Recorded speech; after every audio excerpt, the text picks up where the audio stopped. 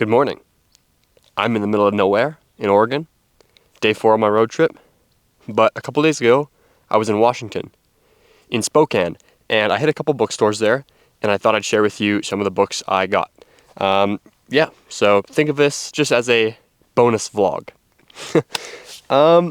Let's get started. So first up in the stack, we've got A Wind in the Door by Madeleine L'Engle. I'll have to run up to the camera to show you. Madeleine L'Engle, American. I'm not sure what her ethnicity is, but L'Engle sounds French, so we'll go with that. She was born in 1918 and was a Christian sci-fi author. Now, Wind in the Door is a second book in the, I think it's a pentology, is that the right word? With 5 books. And the first being A Wrinkle in Time. Now, I'm not actually too sure what the plot of this 5-book cycle. I know that there are some teens that are fighting against some monstrous sort of alien force, and they are, they're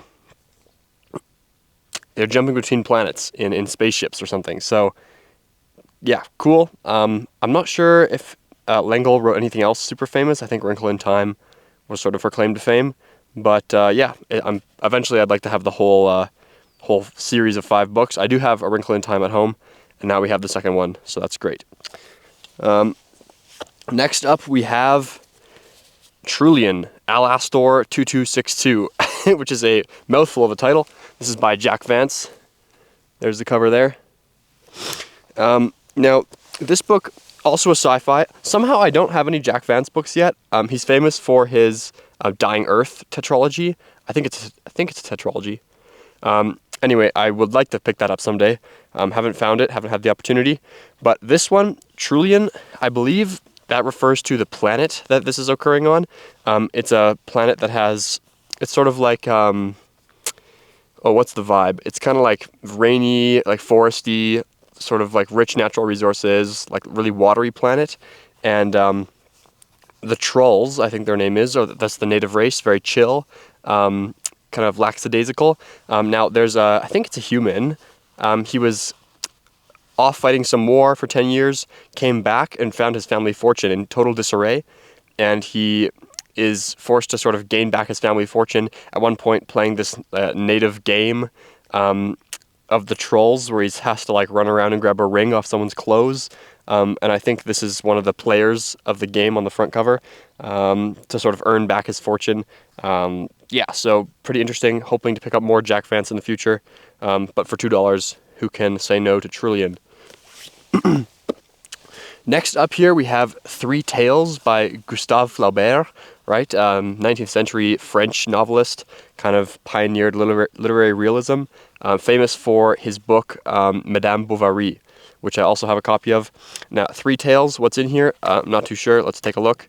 It says we have A Simple Heart, The Legend of St. Julian Hospitator, and Herodias. Now, not too sure what any of those are about. Here it says on the back, A Simple Heart, a story set in his native Normandy, in which every character, every place, every emotion corresponds to some person, and recounts the life of a pious and devoted servant girl. Okay.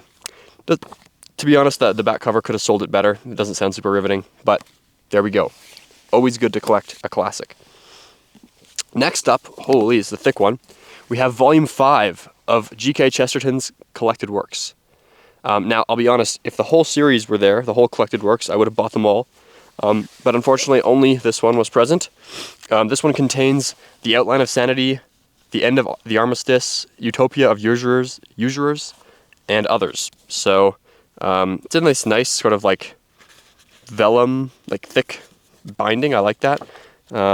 Anyways, G.K. Chesterton, famous Christian apologist, poet, author. He wrote the Father Brown series, very famous for that. What else did he write? The Man Who Was Tuesday, Nottingham Hill or something like that. Orthodoxy, The Everlasting Man, which I have read. It was all right. So famous guy, glad to add to the collection. Not sure when I'll get to this, to be honest. It's mostly a collection of essays. I don't think there's any fiction in here. It's just all nonfiction.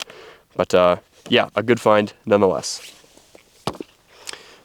Next up, we've got George Orwell's first novel. Okay, second book, but first novel.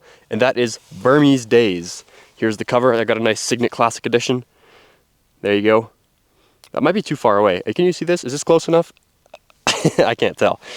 I should have pointed the screen of the camera towards me. Anyways, Burmese Days, what's it about? Set in British India, okay? It's about a... oh, wow. I'm actually not too sure. John Flory, the novel's English hero. I think basically it's kind of... The book is lamenting the governmental structure that the British have implemented in British India. But yeah, can I say more about this? Yes, I can say one thing. George Orwell is a pen name. I didn't know that. You'd think if you picked a pen name, you'd pick one that is like more like fake or like interesting. But no, George Orwell, total pen name. The guy's real name is like Eric something Blair. Like just like a totally boring name. So yeah, that kind of rocked my world. I don't know how I didn't know that. Anyways, Orwell, super prolific author, wrote so much. So kind of cool to have his first novel. Next up, we have, oh yes. This is not necessarily rare, but somehow I didn't have anything by him yet. And that is Schopenhauer's Essays and Aphorisms. Okay, they use the young portrait of Schopenhauer in this edition, not his famous older portrait with the crazy sideburns. If you look up Schopenhauer, that's the picture you'll probably see. But yeah, this guy maybe doesn't fit super cleanly into any philosophical school that I'm aware of. He was a pessimist and an atheist, but in terms of his theories, I'm not really too clear on them. I know he rejected German idealism, but beyond that, I'm not really too clear on him as a philosopher. Anyways, I'm expecting some bangers in here, especially in the aphorisms section. I'm hoping for some pithy one-liners, but we'll see. Schopenhauer. Ooh, 3 more here. Okay, we've got this Dover Thrift Edition. I don't like Dover Thrift Editions. Okay, they're cheap, but on the other hand, they're cheap, so I can't really complain. Although they could do a better job with the cover art. But this is Serrano de Bergerac, which is a play by the French playwright Edmond Rostand. Here, I'll give you a look at the cover. Wow, look how many times I'm getting up for you. That's how much I love you. Now, this play, Serrano de Bergerac, it's supposed to be very funny, and it does. The plot summary does sound very funny. It's about a guy who is in love with this girl. He's a poet and a swordsman, in love with this girl who's his cousin. Big surprise, they're French, okay? No shade, but hey. And the problem is he has a big nose, and he's not very attractive. And instead, his cousin is in love with this other guy named Christian, who is kind of dumb, but apparently good looking. And so in order to help this guy Christian marry his cousin, he like writes these really good love letters, but then has the guy sign them, and then delivers to his cousin. So that she thinks the Christian is writing them, but it's actually Serrano.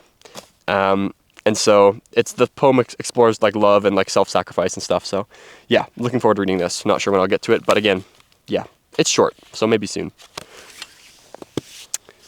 Second to last here, we have a very influential Russian author, and that is Mikhail Lermontov. Okay, early 19th century. His famous work, which is one I have, is A Hero of Our Time. Oh, I'll get up again. Don't worry. Now, A Hero of Our Time, what's it about? Not so much, actually. It's a psychological novel, so I don't know if you can hear that. There's a train coming by. Psychological novel, which I think Mikhail actually pioneered in the Russian context. And it's about a disillusioned soldier who's just kind of like reflecting on his experiences in life. Yeah, not too much I can say about this. This Lermontov is prior to Tolstoy, Chekhov, Dostoevsky, so kind of influential on the scene. I'm not sure if he predated Gogol or not, but probably not. Not too sure. Anyways, that is A Hero of Our Time. Last but not least, got some dirt on it. Probably that's kind of appropriate, actually. And that is Francis Parkman Jr.'s The Oregon Trail. Now, I actually started reading this just for the LARP because I am in Oregon currently, and so, you know, reading The Oregon Trail in Oregon, it's kind of cool. So maybe I should get more of this dirt on here, kind of season it, you know. Now it's very authentic. It's got Oregon dirt on the book. It's just about a guy who apparently he kind of had daddy's money, and so he didn't really need to work. But he was very interested in the Western frontier, and so he kind of was the last sort of people who could experience the frontier, because kind of at the time he died, the U.S. government kind of said, hey, the frontier doesn't really exist anymore. We've kind of explored all the way to the West Coast. But yeah, kind of he went out on an expedition to, you know, just explore, see the natives, hunt buffalo, and so kind of just recounting his experience, like a journal or diary, basically, of him going through recounting his experience. I'm 100 pages into it so far, and it's good. I like it. Yeah, not really. I mean, it's not like a novel or anything. It's kind of just like what happened, but still, it's kind of cool to like see what it was like back then, and all the trials and tribulations they had to go through just to like go 100 miles into the prairie. You know, they're on these wagons that are always breaking, and like it's very unsafe, and they're just kind of at the mercy of the elements. There's like crazy rainstorms like every second day, and the canvas tents don't really protect them against the rain. The rain just kind of goes through it and splashes them, and every day they have to find a new source of fresh water, and yeah, it's just kind of crazy how far technology has come. Anyways, I'm planning to thrift and haul a lot more books on this trip, although I'm kind of running out of space in the van already. It's been 4 days, and I brought this like meager little tiny Tupperware or Rubbermaid bin that I filled already. So yeah, we'll see how it goes. Wish me luck, and thanks for watching. I love you. See you next time.